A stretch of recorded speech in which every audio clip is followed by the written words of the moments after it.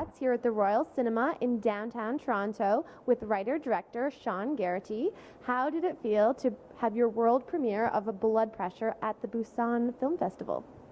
It was awesome. I mean, it's the biggest film festival in Asia, and the biggest market in all of Asia, and I've always wanted to go there. I mean, I'm a big fan of Korea, just in general. I used to live close by, and I used to go over, and the festival is amazing. And there are very few Canadian films there, and so the the Ministry of Culture and the embassy kind of made a big deal of us, and it was a great place to premiere. Audience is very, very reactive and awesome.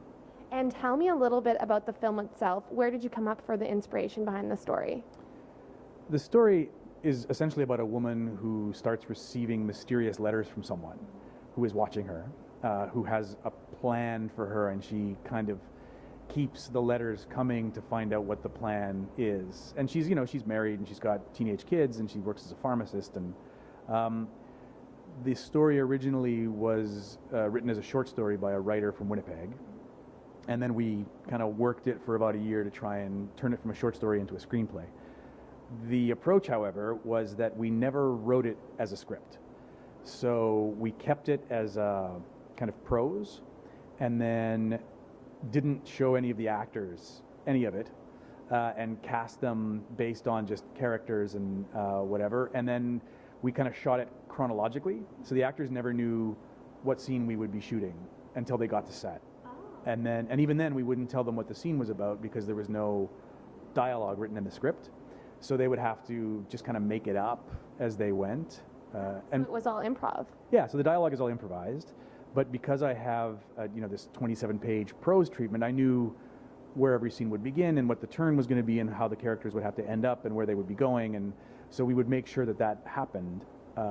Interestingly, the actors very often would just come up with it on their own. Like I didn't have to tell them, accuse him of this or tell him this at this point. They would just kind of find it themselves, which made it for me a very authentic process. Like the actors really, I think the performances in this film are, I think, incredible. And along the same lines, you have some amazing talent in the film: Jacob Epstein, Michelle Giroux, Tatiana Maslany. How did you go about casting the project? We reached out to actors who we thought would be good for it, and actors who would be on board with the process, because it is a non-conventional process, and so it's not every actor's cup of tea. I think William H. Macy once famously said, if you want me to improvise, pay me as a writer. So we didn't cast William H. Macy, right? But there are a lot of actors who find that challenge really interesting, and so all of the actors that we were going to cast, I sat down with them in a cafe or something, and I'd sort of pitch the project. This is how I want to do it, and this is kind of vaguely what it's about, but I don't want to tell you what it's about because I want you to discover that as we live this story together. And at that point there were some actors who were like, nah, that's not for me. But the ones who didn't do that, we brought them out to auditions to test their improv chops, but more than that, because they were all great, was to test my ability to direct them through an improvised scene, because that's kind of a complicated thing, and I wanted to make sure that I would cast actors with whom there would be a relationship that would allow us to get the best performances. So we do these like 25-minute long auditions where we would just work scenes and work scenes and work scenes and try and see what we could come up with. Initially, you were going to shoot the film in Winnipeg, and then at the last minute, you decided to shoot it here in Toronto. How did that change things? That was a big change because they're very different cities, and more than that, I think the character of the city is very different. I mean, this is the story of a woman who, in some senses, feels somewhat disillusioned, maybe with some of the choices that she's made in life, and she finds herself at a place where she's asking, like, so is this it? I guess, riding under the Arc de Triomphe in a convertible with my hair flapping, I guess that's not going to happen now, right? There's that. So she's like, and I thought it would be interesting to place her in a place that is outside of where everything seems to happen, right? So you watch TV in Canada, everything's happening in downtown Toronto, or everything's happening in New York, so when we were shooting in Winnipeg, that was easy, right? But when we suddenly had to transplant it to Toronto, it became a question of how do you be kind of alienated from what's going on in the city while still being in the city. And for us, the solution to that was Richmond Hill. Suburbs.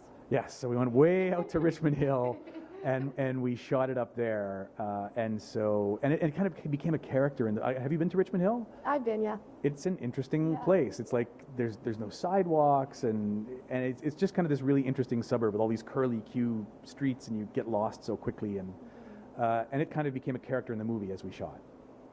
And you recently finished My Awkward Sexual Adventure, which did amazingly well, was at TIFF Top 10. And how does it feel to be recognized for that film as well?